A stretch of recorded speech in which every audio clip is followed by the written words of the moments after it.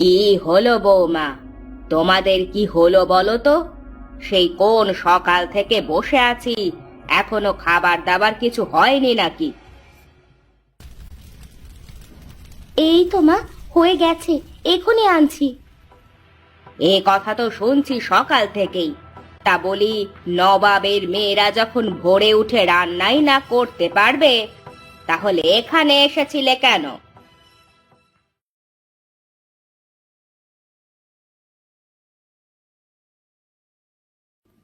এই যে নিন মা, আপনার ভাত।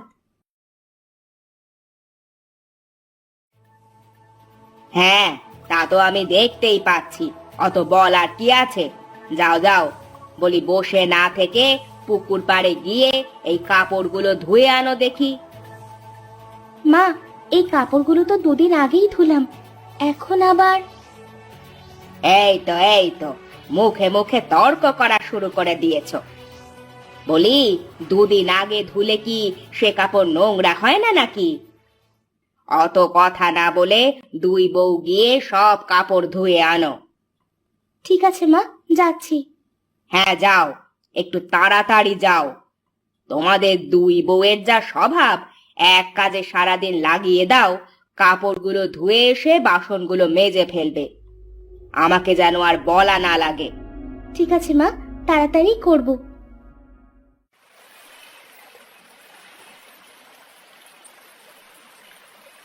এভাবে আর কতদিন দিদি? আমি তো আর সহ্য করতে পারছি না। আমার কোমরের ব্যথাটাও বেড়েছে, ব্যথায় মরে যাই। আবার এদিকে শাশুড়ি মার জ্বালায় 1 মিনিট বসার মতো নেই। তা তো আমিও বুঝতে পারছি রে ছোট, আমিও তো আর এসব নিতে পারছি না। সারাদিন তুই আর আমি কাজ করি। তা মিতালি, এভাবে আর কদিন চলতে পারে বলতো? আমি আর শাশুড়ি মায়ের মন জড়িয়ে চলতে পারি না। আমি ভাবছি একটু বাপের বাড়িতে চলে যাব। তুমি কি বলো দিদি? আমার তো আর সেটুকু যাওয়ারও জায়গা নেই রে। বাবা মাকে সেই হারিয়েছি কবে। শাশুড়ি মাকে নিজের মায়ের মতন ভালোবেসেছি, তাও সে আমাদের সাথে এমন ব্যবহার করে। ঠিক আছে দিদি, তাড়াতাড়ি করো, তা না হলে মা আবার ওদিকে অন্য কাহিনী ঘটিয়ে দিবে। হ্যাঁ রে, হয়েই গেল আর একটু।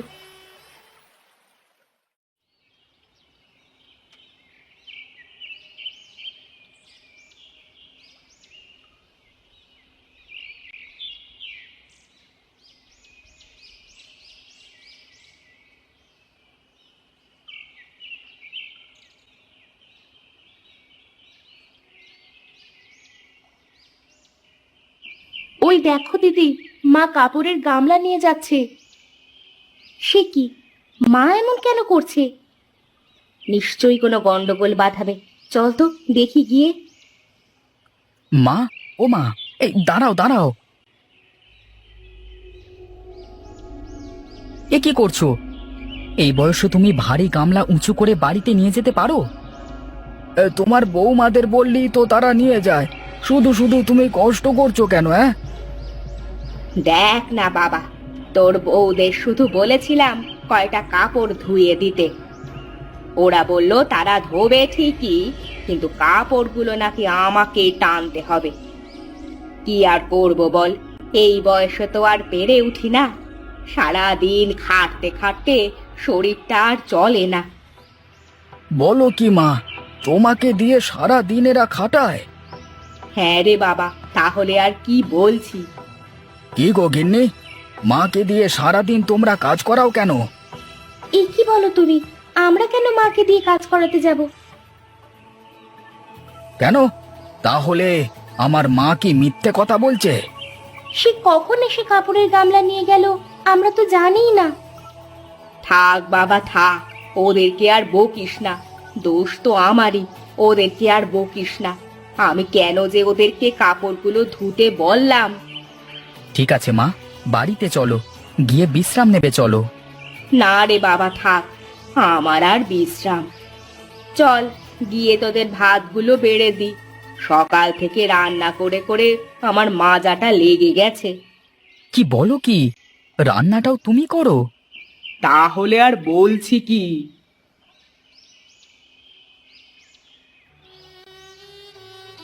দেখলি দেখলে তো দিদি, মা কিভাবে আমাদের নামে মিথ্যা কথা বলে তার ছেলেদেরকে বোঝালো। আর ওরাও কেমন মায়ের কথা চোখ বুজে বিশ্বাস করে নিল। এখন বাড়িতে গেলে হয়তো আবার আমাদেরকে ধরে মারবে। এর থেকে ভালো আমি আমার বাপের বাড়িতেই চলে যাচ্ছি।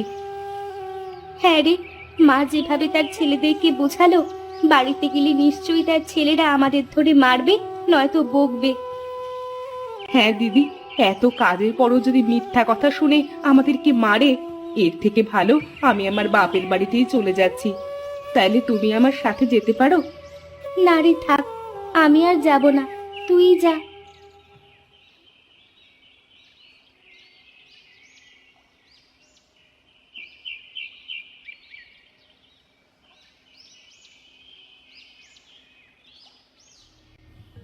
কি গো, তোমরা এখনো খেতে বসনি? হ্যাঁ, তা না হয় খেয়ে নেব। তা তোর সাথে ছোট বউ কই? সে রাগ করে বাপের বাড়িতে চলে গেছে। কেন? তার আবার অত রাগ কিসের জন্য হলো? আগে বলো, মাকে দিয়ে তোমরা এত কাজ করাও কেন? এ কি বলো, সারাদিন তো আমরাই কাজ করি, মাই তো সারাদিন আমাদেরকে 1 মিনিট বসতে দেয় না, সারাদিন কাজের ওপর রাখে। দেখেছো দেখেছো, মুখের ওপর কিভাবে মিথ্যে কথা বললো। তোদের আশকারা পেয়ে পেয়ে ওদের কি সাহস হয়েছে দেখেছিস? থাক দাদা, বাদ দে সব। মিতালি যে কি জন্য আবার বাপের বাড়িতে চলে গেল কে জানে। এদের কথাও তো সত্য হতে পারে নাকি? কি কি বললি তুই? আমাকে তোরা অবিশ্বাস করছিস? আমি কি তোদের সাথে মিথ্যে কথা বলছি? না মা, আমি সে কথা বলিনি। ওদেরও তো কিছু বলবার সুযোগ আছে নাকি, এই জন্য বললাম। মিতালি এমনি এমনি তো বাপের বাড়িতে চলে যায়নি কোনো কারণ ছাড়া। যা, ঠিক আছে ঠিক আছে, তাড়াতাড়ি গিয়ে ভাত বেড়ে নিয়ে আয়।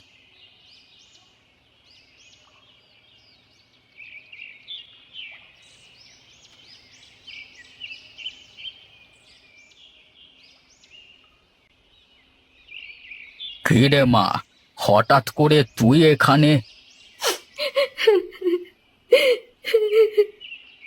কি হয়েছে, কি কাঁদছিস কেন? বাবা, আমাকে কোথায় দিয়ে দিয়েছো তোমরা? আমি আর ও বাড়িতে যাব না।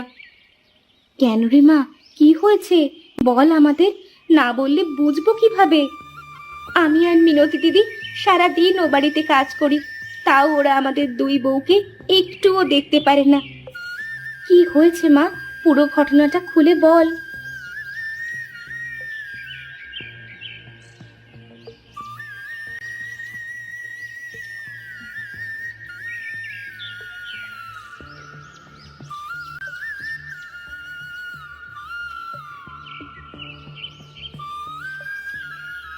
আয় মা আয়, কয়টা খেয়ে নে। দেখো দেখি, ও বাড়িতে কাজ করে করে মেয়েটার মুখটা একেবারে শুকিয়ে গেছে। নে, ভাত বেড়ে দিচ্ছি, খেয়ে নে। ঠিক আছে, তাহলে থাকো, আমি দেখি কি করা যায়।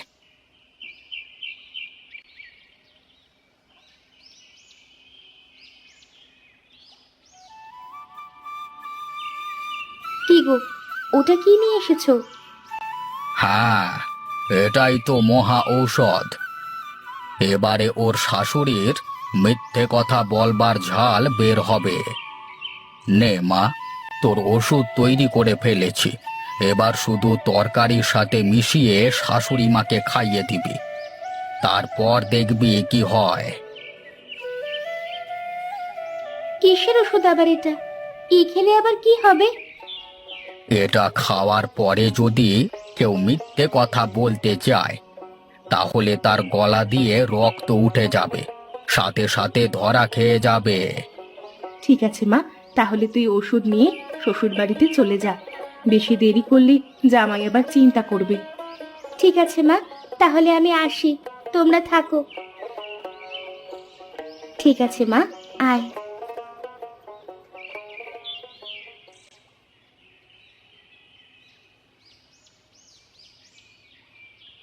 কি রে ছোট, এসেছিস তাহলে তুই? হ্যাঁ দিদি, চলে এলাম। নবাবের মেয়ে এসেছে। গিয়েছিলে যখন, 2 দিন থেকে আসতে পারলে না? আমার জানে একটু শান্তি লাগতো। হ্যাঁ মা হ্যাঁ, এবার থেকে আপনার জানে শান্তি লাগবে। আমি সেই ব্যবস্থা করেই এসেছি। বাপের বাড়ি থেকে তো দেখছি ভালোই শিক্ষা দিয়ে দিছে, মুখে মুখে তর্ক করা শিখে গেছো। যাও তো, অত কথা না বলে রান্নাটা বসিয়ে দাও। কি রে ছোট, তুই আজ মায়ের সাথে এভাবে কথা বললি যে? দেখোই না দিদি আজ কি করি। এই দেখো এটা। এটা আবার কি রে? কি করবি এটা দিয়ে? এটা আমার বাবার তৈরি করা ওষুধ। এটা কাউকে খাইয়ে দেওয়ার পর সে যদি মিথ্যা কথা বলতে চায় তাহলে তার গলা দিয়ে রক্ত উঠবে। কি বলিস রে তুই, সত্যি? হ্যাঁ গো দিদি, হ্যাঁ সত্যি।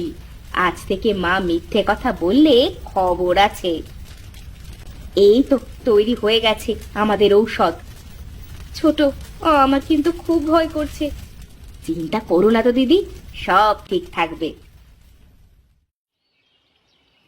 কি গো নবাবের বেটিরা, হলো তোমাদের রান্না? হ্যাঁ মা, হয়ে গেছে, এক্ষুনি আনছি।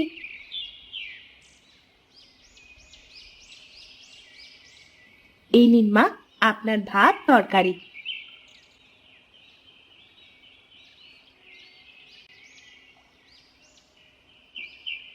কি গো বৌমা, আজ তরকারিটা কেমন যেন একটু টক টক লাগছে। ও কিছু না, আজকে তরকারিতে একটু তেঁতুল দিয়েছি তাই। ও, তাহলে ঠিক আছে। যাও, গিয়ে দুই বউ মিলে থালা বাসন মেজে ঘর বাড়ি পরিষ্কার করে ফেলো। ছেলেরা আসার আগে যেন সব কিছু হয়ে যায়। ঠিক আছে মা, যাচ্ছি।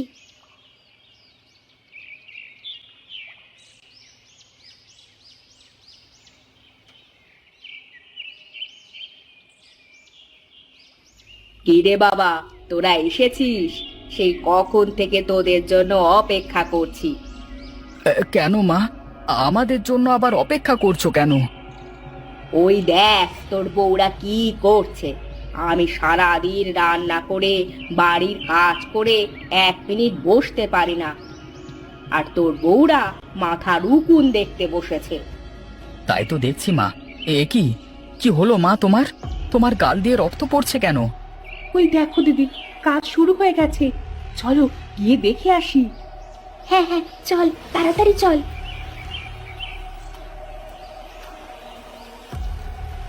ও মা, মরে গেলাম গো, গলা যে জ্বলে পুড়ে গেল গো। আহ বাবা, বাবা বাঁচা, আমাকে বাঁচা। কি কি করব বলো? এখন কি করা যায় গোপাল? আমিও তো বুঝতে পারছি না দাদা, এ আবার কি হলো? আমি জানি কি হচ্ছে। তাহলে বলছো না কেন? কিভাবে সারবে তাড়াতাড়ি বলো।